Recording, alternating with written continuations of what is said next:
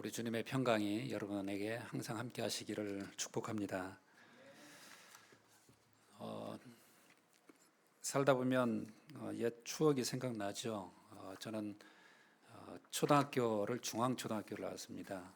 5학년 3반이었었는데 그때 담임 선생님이 기억나요. 오태길 선생님, 지금도 이름이 잊혀지지 않습니다. 학생들을 따뜻한 마음으로 훈육을 잘 해주신 분이셨습니다. 선생님을 좋아하니까 학교 생활도 즐겁죠. 그래서 아침에 일찍 학교를 갑니다. 제가 어느 날 학교를 일찍 갔는데 그 복도에 아주 예쁜 그림이 하나 있었어요. 누군가 똥을 싸놨습니다.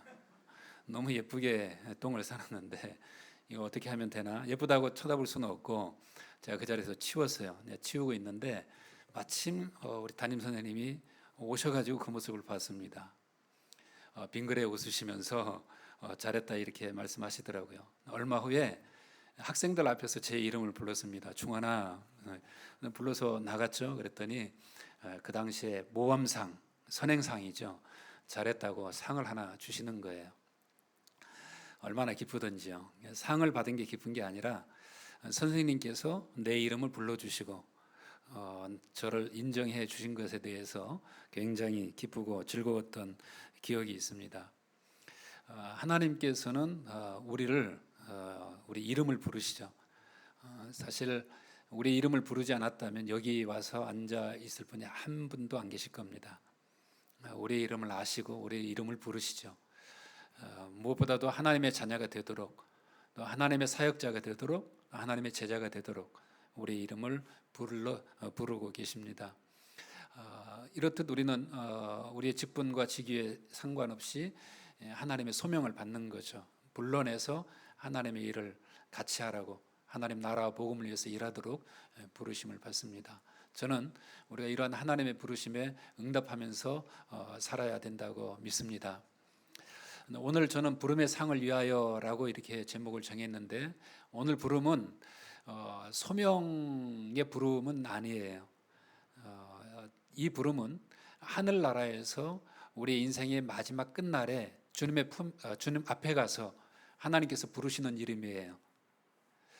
우리가 죽음으로 끝나지 않잖아요. 우리가 하나님 나라에 들어가는데 그 나라에 들어가서 예수 그리스도 앞에 서게 되죠. 그때 우리 이름을 부르시는 거죠. 여러분, 그때 내 이름이 빠지면 어떨까요? 주님 앞에 섰는데 이 세상의 끝날에 이 세상 모든 것을 다 완성하고 이제 하나님 나라의 영원한 통치가 시작될 때 내 이름이 불려지지 않는다. 이것만큼 비극이 없을 것 같아요. 여기서 믿음을 갖고 또 신앙생활 했는데 내 이름이 없다? 이건 참 있을 수 없는 일이겠죠. 근데 바울은 오늘 이 부름의 상을 위하여 달려간다고 말하면서 그 하나님 나라에 들어가서 주님 앞에 섰을 때 자신의 이름을 불러줄 것을 기대하고 그 상 받을 것을 지금 소망하고 있는 것을 볼 수가 있습니다. 인생의 끝날에 우리가 하나님 앞에 선다는 것 꼭 기억할 필요가 있습니다. 하나님은 우리의 삶을 결산할 때가 있으시죠. 셈을하십니다. 그리고 그걸 평가하시죠. 물론 점수로 환산하지는 않겠지만 우리 삶을 아주 정확하게 판단하시죠. 사람의 눈이 아니라 하나님의 눈으로 정확하게 보십니다. 불꽃 같은 눈동자죠. 피할 사람이 없어요. 아주 예리하고 아주 정확하고 분명하죠. 내가 어떻게 살아왔는지, 어떤 모습을 가지고 있었는지, 내가 믿음을 얼마나 잘 지켜왔는지를 볼 수가 있으신 거죠. 우리의 마음까지도 꿰뚫어 보시는 그 하나님께서 우리 이름을 부르시고 상 주실 때가 있다는 사실입니다. 오늘 바울이 바라보았던 이 부름의 상, 그 상이 구체적으로 어떤 모양인지 어떤 내용을 담고 있는지 잘 알 길은 없어요. 그러나 다른 본문에서는 이것을 우리에게 가르쳐 줍니다. 디모데후서 4장 8절 말씀에 바울이 이런 얘기를 해요. 나는 선한 싸움을 싸우고 나의 달려갈 길을 마치고 믿음을 지켰으니 이제 후로는 나를 위하여 의의 면류관이 예비되었으므로 주 곧 의로우신 재판장이 그날에 내게 주실 것이며 내게만 아니라 주의 나타나심을 사모하는 모든 자에게도니라. 이제 바울 사도는 자기의 인생의 마지막이 다 왔다는 것을 느꼈습니다. 이제 얼마 후에 사역을 다 마치고 주님 앞에 선다는 것을 바울 사도는 알았어요. 그때 상 주시는 하나님을 생각한 거죠. 그 상이 의의 면류관이라고 이야기하고 있습니다. 의의 면류관 혹은 생명의 면류관.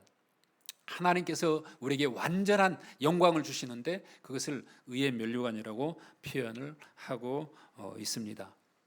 그렇다면 우리 인생이 마지막이 있고 우리가 주님 앞에 서게 된다면 오늘을 살면서 우리 자신에게 한번 질문을 해 볼 수 있어야 되죠.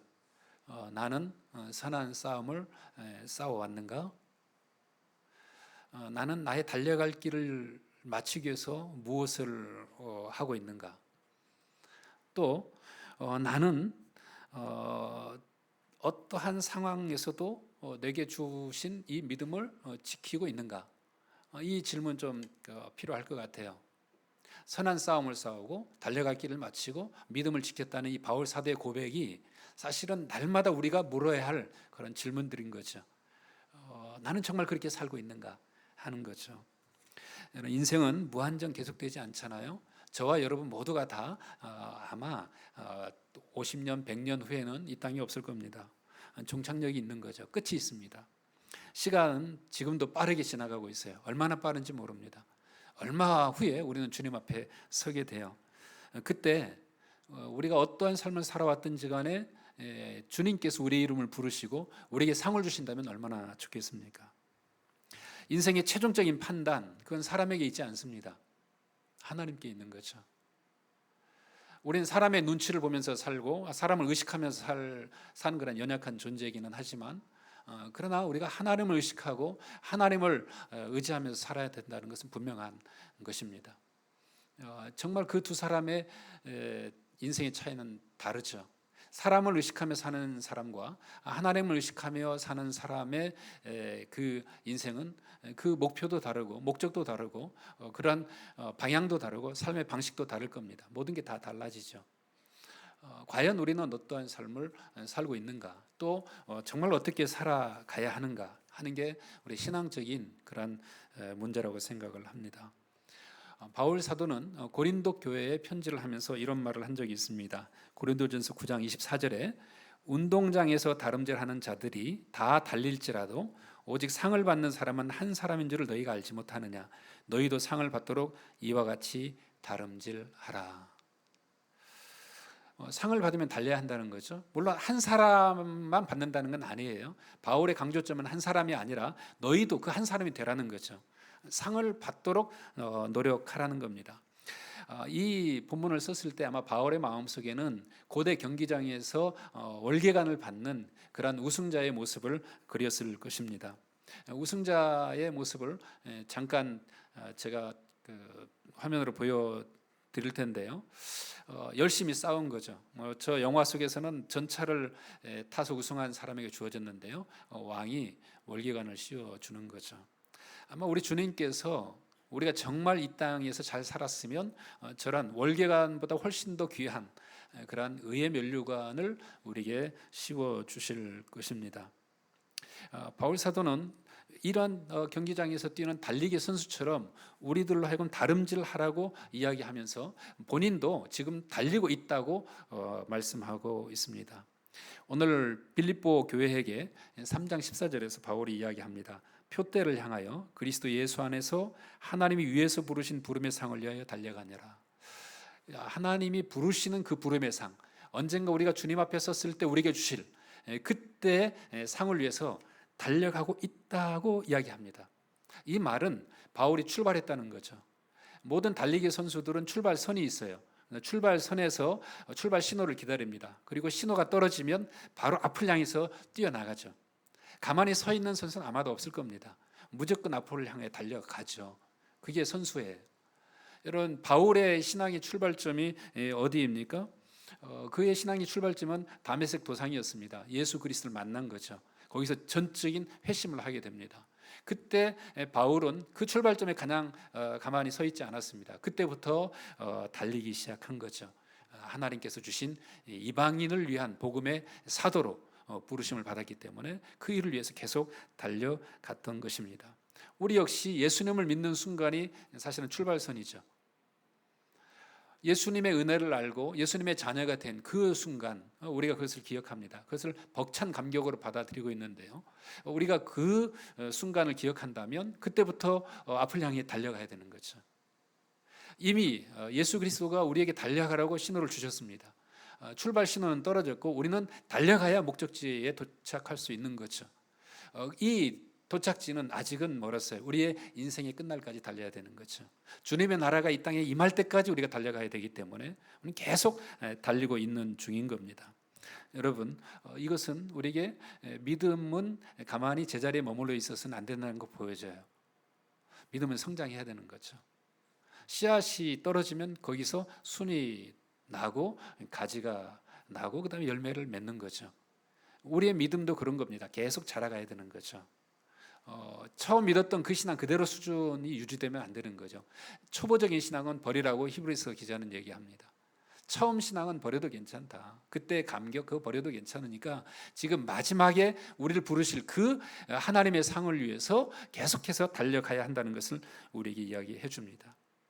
그런데 바울 사도가 비록 우리에게 쉬지 말고 달려가라고 이야기를 하지만 그러나 어떻게 해서 계속 달려갈 수 있습니까?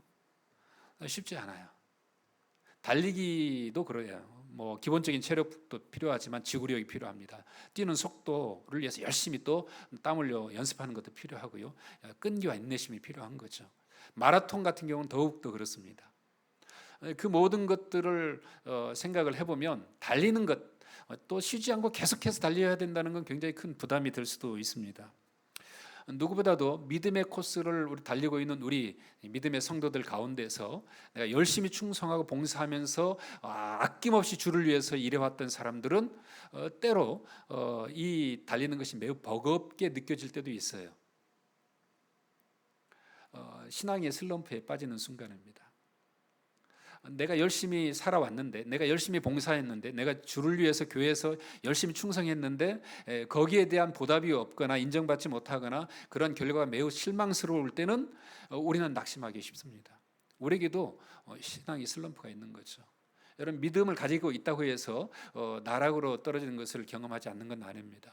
분명 우리는 믿음을 가지고 있어도 정말 주를 위해 충성했는데도 어느 순간 미끄러질 때가 있죠. 그리고 깊은 신앙이 잠을 잘 때가 있습니다. 심각하면 교회를 떠나기도 하고 또 교회로 진짜 돌아오지 못하는 경우도 가끔씩 있습니다. 여러분 어떻게 해야 될까요? 여러분 우리들은 로봇은 아니죠. 시키는 대로 다 할 수 없습니다. 우리는 또 감정을 가지고 있죠. 인정받지 못하고 대접받지 못하고 나를 알아주지 못하면 우리 마음에 상처가 남죠. 그리고 그 상처를 견디는 건 굉장히 힘이 들고 어려운 일입니다. 여러분 이러한 신앙의 슬럼프를 가지고 있을 때 무엇을 생각해야 되느냐? 어쩌면 신앙의 슬럼프를 빠진 이유가 여러 가지가 있겠지만 표대를 향하여 달려가고 있지 않았는지 한번 생각을 해봐야 합니다. 다시 말하면 내 신앙, 내 열정, 내 믿음은 있어요. 그런데 과연 그것이 누구를 향한 것인지를 한번 봐야 되는 거죠. 내가 봉사하고 내가 충성했던 것이 과연 누구를 위한 것이었는지 그 목표가 분명해져야 되는 거죠. 내 신앙에 몰두하는 게 아니라 내 신앙을 받으시기에 합당하신 예수 그리스도 그분이 우리의 표대가 될 수 있는 거죠. 내 자신에게 몰입하는 신앙은 금방 낙심하기가 쉽습니다. 요나가 대표적이죠. 요나는 하나님의 말씀에 처음 불순종했다가 물고기 뱃속으로 빠집니다. 그리고 물고기 뱃속에서 하나님의 은혜로 구원을 받아요. 주님을 찬양합니다. 그런데 새로운 사명을 받고 니느웨 성읍에 들어갔지만 그때조차도 요나는 완전히 변화되지 못했어요. 하나님의 마음을 알아차리지 못한 겁니다. 하나님의 마음은 니느웨 성읍이 죄를 회개하고 구원받는 데 있었습니다. 그러나 요나의 마음 한켠에는 자기의 원수 니느웨 성읍이 멸망하기를 바랬거든요. 그런데 그 박넝쿨 하나에도 불평을 터뜨릴 수밖에 없었던 이 요나의 이 현실은 바로 우리 자신의 모습을 비추어 주죠. 우리의 신앙은 늘 우리 스스로 우리 속으로 자꾸 감겨서 들어올 때가 많이 있는 거죠. 근데 우리의 믿음은 내 자신에게 몰입하는 게 아니라 사실은 우리에게 분명한 목표가 있고 그 표대가 있는 거죠. 그 표대를 향하여 나아갈 때만이 비로소 우리는 신앙의 슬럼프에 빠지지 않을 수가 있는 겁니다. 바울 사도도 그런 표대를 향하여 가고 있다고 이야기해요. 바울도 역시 사람이었습니다. 그가 뭐 신경질을 부리지 않거나 그러진 않죠. 화를 낸 적도 많이 있고요. 그렇지만 그는 표대를 잃어버리지는 않았습니다. 표대를 잃어버리지 않으니까 방향도 제대로 정해져 있는 거죠. 그래서 그 방향으로 쭉 걸어갔다고 이야기를 합니다. 여러분, 바울이 가지고 있었던 이 표대, 그의 목적지가 무엇이었을까요? 그걸 한번 본문의 맥락을 좀 살펴보겠습니다. 이런 오늘 빌립보 3장 7절 그래서 9절 말씀까지 우리 한 목소리로 함께 읽어보도록 하겠습니다. 시작. 그러나 무엇이든지 내게 유익하던 것을 내가 그리스도를 위하여 다 해로 여길 뿐더러 또한 모든 것을 해로 여김은 내 주 그리스도 예수를 아는 지식이 가장 고상하기 때문이라. 내가 그를 위하여 모든 것을 잃어버리고 배설물로 여김은 그리스도를 얻고 그 안에서 발견되려 함이니 내가 가진 은은 율법에서 난 것이 아니요 오직 그리스도를 믿음으로 말미암은 것이니 곧 믿음으로 하나님께로부터 난 의라. 아멘. 바울 사도가 가졌던 이 표대는 바로 예수 그리스도를 얻는 것이었습니다. 예수 그리스도를 아는 지식에 충만하게 되는 거죠. 예수님을 얻으려고 모든 것을 다 잃어버려도 괜찮다는 이런 삶의 목적이 생겼던 거죠. 그러니까 예수 그리스도 그분 자체가 그의 신앙의 목표였던 겁니다. 우리의 믿음의 목표는 다른 데 있지 않죠. 예수 그리스도 그분이면 되는 거죠. 그분이 왜 삶의 종착지에 서 계시듯이 우리 인생의 모든 과정에는 예수 그리스도가 표대가 되어야 되는 거죠. 이게 표대가 흔들리기 시작하면 우리는 언제든지 우리 자신에게 돌아옵니다. 다시 말하면 우리의 믿음 생활이 나를 위하게 되는 거죠. 내 열정을 가지고 있고요. 내 노력도 필요하고요. 내 헌신도 필요하고요. 내 충성과 봉사도 필요한 거죠. 다 필요한 거예요. 그런데 이것이 내가 잘하게 된 거죠. 나를 위한 거죠. 우리는 예수님을 믿을 때도 내게 복 주시길 원하죠. 뭐 그건 당연한 소원이기도 하죠. 그런데 복을 주시지 않으면 예수님이 어디론가 사라지죠. 내가 잘되고 성공하고 형통할 때만이 예수님이 보이지 그렇지 않으면 예수님이 우리의 시야에서 사라집니다. 그래 표대가 벌써 흔들리기 시작한 거죠. 여러분 우리의 인생의 여정 속에서 우리의 믿음을 가지고 살아간다면 우리의 인생의 목표, 그 표대는 바로 예수 그리스도 그분 한 분인 거죠. 예수 그리스도를 아는 지식에 충만하게 되는 것에 이르기까지 바울 사도가 달려갔다고 이야기를 합니다. 여러분 어디까지 알아야 될까요? 예수님을 수박 겉핥기식으로 아는 것은 불행한 일입니다. 정말 알려면 속 깊은 것을 알아야 되죠. 수박을 깨고 그 속에 있는 맛있는 부분을 먹는 것처럼 우리가 예수 그리스도를 알려면 예수 그리스도의 그분의 성품과 그분의 인격과 그분의 삶과 그분의 모든 것을 다 알아야 되죠. 그분의 사랑, 그분의 은혜가 얼마나 크고 오묘한지를 알아야 되는 거죠. 그 깊이 속에 들어가서 알 수 있어야 되는 거죠. 만약 그것을 우리가 잃어버리면 우리는 언제든지 예수님을 이용하는 그러한 사람이 될 염려가 있습니다. 돈을 얻고 싶습니까? 지위를 얻고 싶습니까? 이 세상의 성공과 또 축복을 얻길 원하십니까? 여러분 그 모든 것들이 우리 자신에게만 몰두해 있는 이상은 우리는 주님의 나라에 지금 달려가고 있지 못하는 거죠. 정말 주님을 향해서 우리 마음을 다 드릴 때까지 완전히 주님께 포커스를 맞추기 전까지는 우리는 단순히 종교 생활에 만족하며 살지 모릅니다.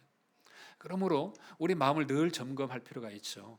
내가 지금 신앙생활을 왜 하는지, 그리고 내가 이 믿음을 가지고 어디를 향하여 가고 있는지, 내가 누구를 위하여 살고 있는지를 늘 우리 스스로에게 물어봐야 하는 거죠.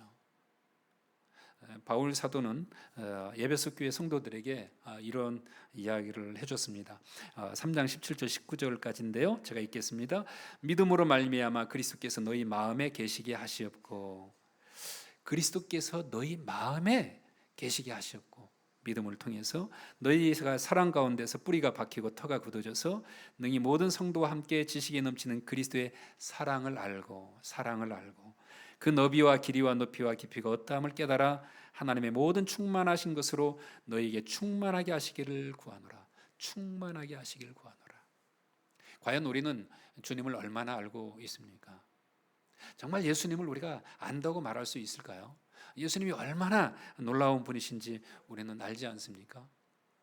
어렸을 때 우리 불렀던 찬양도 있습니다. 예수님의 사랑 신기하고 놀라워, 예수님의 사랑 신기하고 놀라워, 예수님의 사랑 신기하고 놀라워, 오 크신 사랑. 하늘 그보다 높고 바다 그보다 깊고 우주 그보다 넓은 오 크신 사랑. 저는 바닷속에 들어가 본 적이 없어요. 그러나 얼마나 그 깊이가 되는지 상상할 수 있습니다. 우리 하늘 높은 곳에, 아니 우주 먼 곳에 하늘에 박힌 수많은 별들이 총총거리는, 지구보다도 수십 배, 수백 배 큰 별들이 총총거리는 걸 보면서 하나님이 얼마나 놀랍고 크신 분인지를 가늠하기가 어렵죠. 우리는 그냥 주님을 찬양할 뿐입니다. 그 놀라우신 그 주님이 우리 인생의 목표가 되어야 한다는 것이죠. 그분을 알아가는 거죠. 그러려면, 우리가 정말 주님을 더 깊이 하려면 어떻게 해야 될까요? 뒤에 있는 것은 잊어버리고 앞에 있는 것은 붙잡아야 됩니다. 바울은 그렇게 말해요. 예수님을 온전히 알려면 뒤에 있는 거 잊어버려라. 정말 달려가기 원하면 앞을 향해서만, 앞에 있는 것만 붙잡아라. 13절 보십시오. 형제들아, 나는 아직 내가 잡은 줄로 여기지 아니하고 오직 한 일, 즉 뒤에 있는 것은 잊어버리고 앞에 있는 것을 잡으려고. 한 일, 한 가지 일이에요. 한 가지 일에만 집중했다는 거예요. 이 한 가지 일이 뭡니까? 예수 그리스도를 인격적으로 아는 거죠. 속 깊이 아는 겁니다. 여기서 안다는 이 단어는 전부를 아는 거죠. 일부를 아는 게 아니에요. 코끼리 다리만 만지는 게 아니죠. 코끼리 전체를 아는 거예요. 예수님을 전부 아는 거죠. 이 모든 것을 알려고 집중하는 겁니다. 이렇게 바울이 이야기를 하는 거죠. 여러분, 인격적으로 어떻게 주님을 알 수 있습니까? 인격적으로 알아간다는 것에 대해서 어려움을 느끼는 분들이 많이 계세요. 저는 그렇게 생각해요. 첫 번째는, 인격적으로 아는 것은 주님을 영접하는 데서 시작합니다. 영접하는 거죠. 이웃을 알려면 문을 열고 들어가야 되잖아요. 가서 차도 마시고 식사도 함께 하면서 이야기도 나누면서 알아야 되잖아요. 그러니까 문을 열고 받아들여야 되는 거죠. 여러분, 예수님을 우리 마음속에, 우리 삶 속에 받아들이는 것이 이제 시작인 거죠. 계시록 3장 20절에도 그렇게 말씀합니다. 내가 문 밖에 서서 두드리노니 누구든지 내 음성을 듣고 문을 열면 내가 그에게로 들어가 그와 더불어 먹고 그는 나와 더불어 먹으리라. 이렇게 말씀하죠. 그러니까 주님께서 우리를 늘 찾으신다는 것을 기억하고 주님을 늘 우리 마음속에, 우리 삶 속에 모시도록 우리 마음을 열어놓는 것부터 시작하는 거죠. 그리고 예수님을 묵상하는 거죠. 예수님이 어떤 분이신지, 예수님이 내게 베풀어 주신 은혜, 내게 주신 믿음, 내게 사랑, 그것을 하루에 묵상하는 거죠. 하루에 몇 분이나 여러분 묵상하고 계십니까? 정말 예수님을 묵상하는 사람이라면 벌써 인격적으로 이제 알아가기 시작하는 거죠. 그리고 기도하는 겁니다. 솔직하게 우리의 삶을 나눌 수 있는 분이 계시는데 바로 주님이시죠. 저희 어머니가 할머니에 대해서 이야기를 해주신 게 있는데요. 그 어머니가 이제 목회를 하시다 보니까 자꾸 사람들을 보면서 실망을 하게 되고 상처를 받고 어려움이 생겼대요. 그래서 그 시어머니 할머니에게 상담을 하는 거죠. 내가 이렇게 어려운데 어떻게 하면 좋습니까? 그랬더니 할머니가 그렇게 이야기했대요. 다 하나님께 얘기해. 사람들한테 얘기해도 그건 소문만 나. 하나님께 얘기하면 소문도 안 나. 그냥 가서 그렇게 기도하라고 이야기를 했다는 얘기를 들었습니다. 그런 것 같아요. 정말 우리 마음속에 털어놓지 못한 일들 또는 불편한 관계들, 여러 가지 상처와 문제들, 이것들을 하나님 앞에 솔직하게 드러내놓고 기도할 수 있다는 것. 그래서 이 이야기를 통해서 주님과 교제한다면 인격적으로 지금 만나고 있는 거죠. 그리고 주의 말씀을 듣는 겁니다. 주님은 우리에게 말씀으로 오셨습니다. 로고스이신 말씀이신 주님께서 이 세상에 육체를 입고 오셨어요. 그러니까 이 말씀 속에서 우리가 주님을 만나는 비결이 있는 거죠. 그래서 말씀을 보고 듣고 읽으면서 그 말씀을 내 몸으로 또는 내 삶으로 체험하는 거죠. 그걸 그대로 실천하며 사는 거예요. 순종이라고 말할 수 있습니다. 그러니까 묵상과 기도와 또 말씀을 통해서 예수 그리스도를 인격적으로 만나갈 수 있는 거죠. 영이신 주님이 우리 눈에 보이지는 않지만 주님은 우리에게 충분히 교제할 수 있도록 그러한 좋은 신앙의 영적 자산들을 우리에게 보여주셨습니다. 우리가 그것을 따라갈 수가 있는 거죠. 바울 사도는 한 걸음 더 나아갑니다. 오늘 본문에 3장 10절에서 11절 바울 사도가 이렇게 이야기해요. 내가 그리스도와 그 부활의 권능과 그 고난의 참여함을 알고자 하여 그의 죽으심을 본받아 어떻게 해서든지 죽은 자 가운데서 부활에 이르려 하노니. 바울은 참 놀랍게도 성경에 행복하다는 단어는 별로 많이 안 썼어요. 분명 누구든지 행복하길 원하는데 바울은 늘 예수 그리스도와 함께 살길 원하는데 그 길이 고난의 길인 거예요. 복음을 전하며 사는데 그게 죽음의 길인 거예요. 그러나 고난과 죽음조차도 자신이 동참하면서 살고 싶다고 이야기해요. 참 우리가 생각할 때는 어려운 그런 삶을 택한 거죠. 그리고 그 길을 기꺼이 가고 있습니다. 여러분, 이것이 바울이 살았던 길인데요. 이것이 가능하도록 한 것이 바로 바울이 오늘 얘기했던 뒤의 것들은 잊어버렸기 때문이었습니다. 뒤의 것은 잊어버리고 앞의 것을 붙잡았기 때문이에요. 뒤의 것들은 무엇입니까? 사도 바울의 과거였던 거죠. 바울은 어떤 사람입니까? 그는 유대 사회에서 인정받는 믿음의 사람이었습니다. 완전한 믿음을 가졌죠. 유대 사회에서 인정받을 랍비였고요. 최고의 권위를 가진 가말리알 문화에서 율법을 배웠습니다. 율법의 규정을 완벽하게 지켰어요. 그리고 유대교가 싫어하는 교회를 핍박하면서 유대교를 수호했죠. 바울 사도는 자신의 모습을 아주 자랑스럽게 여겼습니다. 오늘 3장 6절에도 이렇게 바울이 이야기를 합니다. 열심으로는 교회를 박해하고 율법에 오르는 흠이 없는 자라. 흠이 없다. 나는 깨끗하다. 나는 완전해. 이런 이야기를 하고 있습니다. 그러나 바울이 생각할 때 율법으로 완전할지라도 예수님을 만난 이후에는 그것을 버리는 거죠. 저는 신앙에서 가장 어려운 부분이 이겁니다. 나는 완전해, 나는 완벽해, 나는 더 할 일이 없어, 이 정도면 충분해, 이렇게 생각하는 순간 우리가 믿음에서 멀어지기 시작한다는 거죠. 교만의 죄가 우리 안에 들어오기 시작합니다. 그렇게 되면 다른 게 할 일이 별로 없는 거죠. 또 다른 사람의 하는 거 마음에 안 드는 거죠. 결국 거기서부터 우리는 시기와 질투가 일어나고 우리의 믿음을 잃어버릴 수가 있습니다. 바울만큼 성공적인 삶을 산 사람이 어디 있어요? 복음 전도자로서도 그는 성공했습니다. 그는 복음을 전할 때 여러 가지 위험들을 다 무릅쓰고 복음을 전했습니다. 추위와 배고픔, 온갖 위험과 싸워가면서 복음을 전했죠. 그는 은사를 많이 가졌어요. 병을 고치기도 하고요, 기적을 나타내 보였습니다. 그는 하늘에 올라가서 하늘의 신비한 체험도 했던 사람입니다. 그가 완전한 그런 삶을 살았다고 말할 수가 있는 거죠. 성공적인 삶이었죠. 그러나 그것조차도 뒤에 있는 것들이라고 표현합니다. 내가 완전하게 살았더라도, 내가 성공적으로 살아왔더라도 그것이 내 인생의 목표가 아니다. 그것들을 생각하면 안주할 수 있거든요. 얘 잘 살아왔어. 너 안주할 수 있잖아요. 근데 바울은 앞을 향해 또 달려갑니다. 그래야 자기 신앙의 힘을, 그 에너지를 잃어버리지 않기 때문에 그랬던 거죠. 여러분, 예수님을 알아가기 위해서는 다른 모든 것은 다 제쳐놓더라도 괜찮은 그런 믿음이 우리에게 필요한 거죠. 예수님을 위해서라면 다른 걸 포기할 수 있는 그런 믿음도 필요한 거죠. 예수님을 위해서라면 때로는 바울처럼 시련과 고난과 역경도 기꺼이 감수할 수 있는 그런 믿음이 필요한 것이죠. 예수님을 얻기 위해서. 여러분, 무엇을 얻고 살아가십니까? 정말 예수님이 여러분들의 인생이 가장 큰 가치가 되고 있습니까? 정말 소중한 분이십니까? 그렇다면 바울처럼 우리는 예수님께 집중할 수 있고 예수님께 모든 것을 다 드릴 수 있는 거죠. 올인할 수 있는 거죠. 그래서 누군가 우리의 욕구를 찌르면 우리는 바로 우리 입에서 주님, 예수님 이런 단어가 나올 수 있죠. 배가 고파도 예수님이고 배가 불러도 예수님입니다. 목이 말라도 예수님이죠. 힘들어도 행복해도 때로는 평안해도 예수님이 우리의 삶의 중심에 있어야 되는 거죠. 여러분, 이것이 바울의 능력이겠습니까?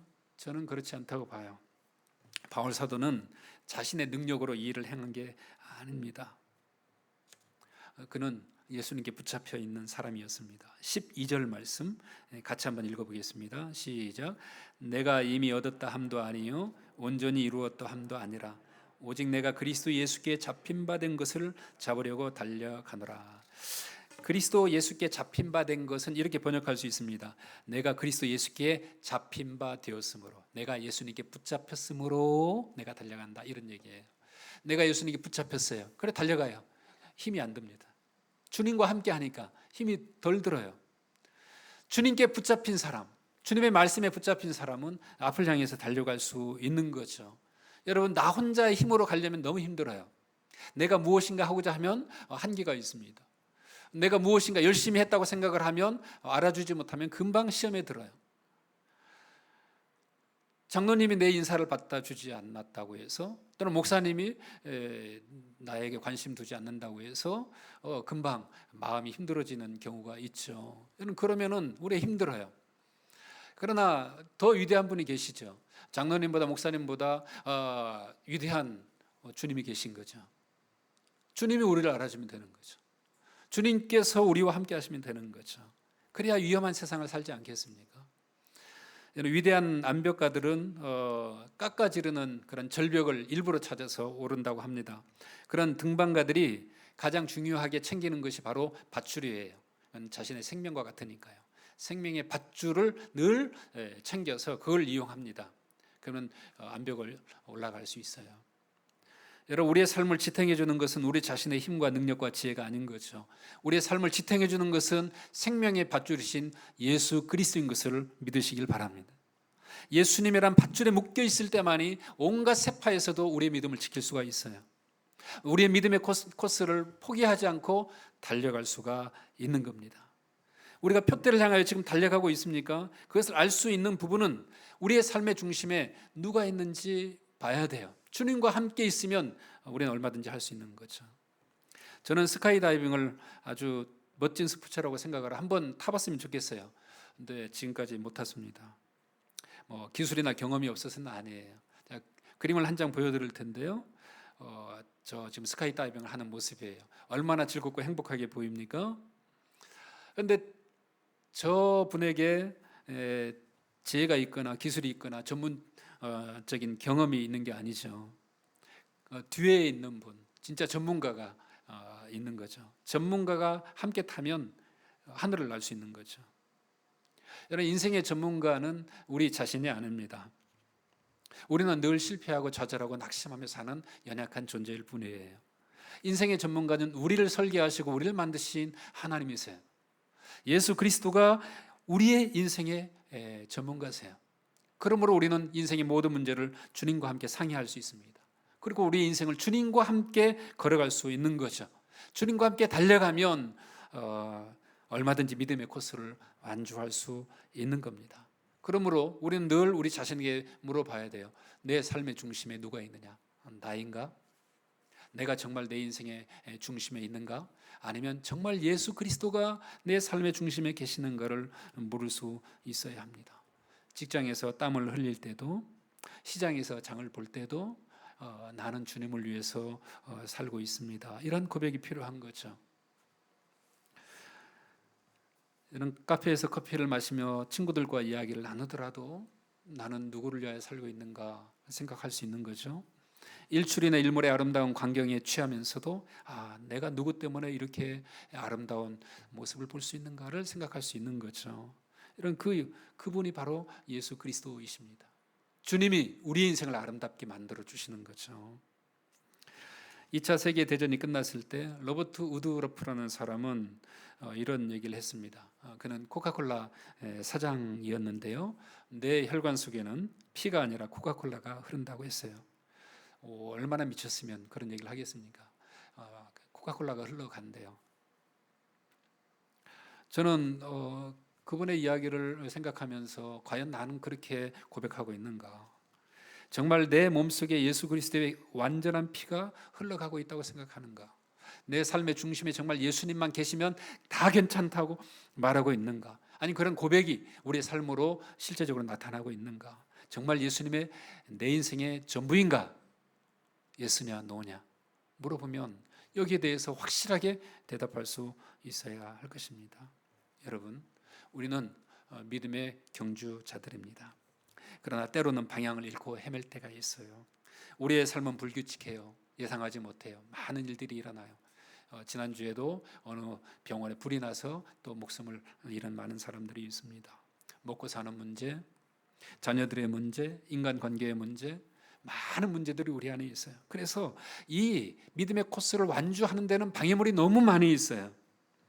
저는 그때마다 주님과의 관계가 멀어지지 않고 계속해서 그 길을 걸어갈 수 있는 비결은 다른 데 있지 않습니다. 우리 자신에게 돌아오면 언제든지 실패해요. 그러나 우리는 주님께 갈 수 있어야 됩니다. 과거에 죄가 있다 할지라도 그 죄가 앞을 향하여 나아가는데 발목이 잡혀서는 안 되는 거죠. 이 죄를 용서하시는 예수 그리스도 앞에, 십자가 앞에 나와야 되는 거죠. 우리가 넘어지고 실패하더라도 그것을 가지고 예수님께 가지고 와야 되는 거죠. 내가 무엇을 해결할 수 있는 능력이 있는 게 아닙니다. 주님께 가져오면 주님께서 해결해 주시는 거죠. 그럼 우리가 돌아가야 할 곳은 언제나 예수 그리스도이시고 주님의 품이 됩니다. 주님은 우리의 모습 그대로 받아 주실 것입니다. 어떻게 할까요? 어떻게 이 길을 계속해서 유지하면서 갈 수 있을까요?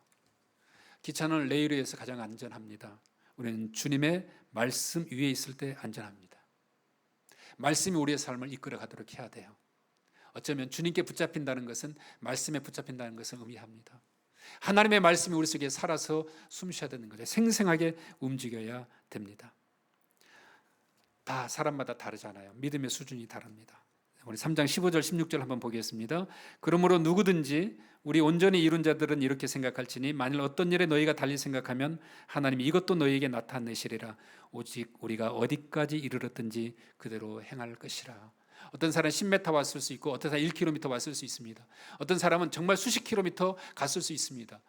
이 믿음의 수준은 우리가 평가할 수가 있는 게 아닙니다. 그러나 모든 사람들이 다 수준은 다를지라도 우리가 어디까지 이르렀든지 간에 어떤 모습을 가지고 왔든지 간에 우리는 앞을 향하여 그대로 전진하는 것, 그것이 우리가 행할 것이라고 이야기해 줍니다. 온전한 자들은 누구나 그렇게 할 수 있다고 성경은 말합니다. 우리가 어떻게 온전해졌나요?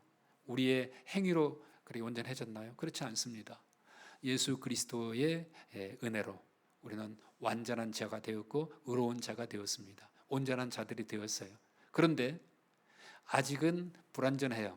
부름의 상을 받기 전까지는 불완전한 모습, 곧 이 땅에 살고 있습니다. 그래서 온전해지도록 성장해 가야 돼요. 어린 아기는 완전한 사람이죠. 그러나 성인이 될 때까지는 자라가야 되는 거죠. 우리도 의로, 예수님의 의로 온전한 자들이 되었죠. 그러나 주님이 부르신 부름의 상을 받기 위해서는 온전한 사람이 되어가야 되는 거죠. 그때까지 멈춰서는 안 됩니다. 사랑하는 여러분, 과거의 죄 얽매이면 우리는 우리의 삶에 포기할 위험이 있습니다. 과거의 성공에 얽매이면 우리는 현재의 삶에 안주할 위험이 있습니다. 그 모든 것을 피하기 위해서는 다 잊어버리는 거죠. 그리고 앞을 향해 걸어가야 되는 겁니다. 오늘 이후부터 내가 주님과 함께 걸어가겠다. 내가 주님께서 주시는 상을 바라보면서 달려가겠다. 이런 고백이 있으면 그는 잘 달려가고 있는 것입니다. 부름의 상을 위하여 우리 모두 힘차게 믿음으로 전진하는 믿음의 삶이 되시기를 주님의 이름으로 축원합니다.